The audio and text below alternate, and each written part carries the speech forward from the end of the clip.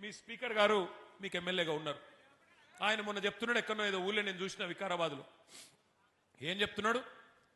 కేసీఆర్ మొత్తం అప్పులు చేసి పోయిండు, అందుకే మాకు నడపొస్తలేదు. విన్నారా మీరు కూడా? అది మొత్తం అప్పులు చేసి పోయిండా మా కేసీఆర్ అని అబద్ధాలు చెప్తున్నాడు గౌరవప్రదమైన స్పీకర్ స్థానంలో ఉన్న పెద్ద మనిషి గడ్డం ప్రసాద్ కుమార్ గారు.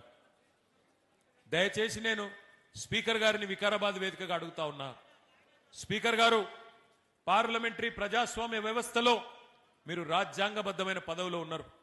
మీ నోటి నుండి ఇట్లాంటి సత్యదూరమైన మాటలు, అసత్యాలు, అబద్ధాలు, అర్ధసత్యాలు మీ గౌరవాన్ని తగ్గిస్తాయి తప్ప పెంచాయి.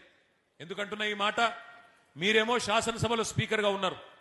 నిండు పార్లమెంటులో కేంద్ర ప్రభుత్వం చెప్పింది, ఆర్బీఐ లెక్కలు తీసుకొని, రిజర్వ్ బ్యాంక్ ఆఫ్ ఇండియా దగ్గర, కాగ్ దగ్గర లెక్కలు తీసుకొని, ఇట్లనే మీలాగనే అనుమానం వచ్చి ఒక భారతీయ జనతా పార్టీ పార్లమెంట్ సభ్యుడు ఆయన అడిగిండు పార్లమెంట్లో కేంద్ర ప్రభుత్వాన్ని, తెలంగాణలో కేసీఆర్ చేసిన అప్పు ఎంత, కేసీఆర్ ప్రభుత్వం చేసిన అప్పు ఎంత అని చెప్పి ఒక బీజేపీ ఎంపీ అడిగిండు.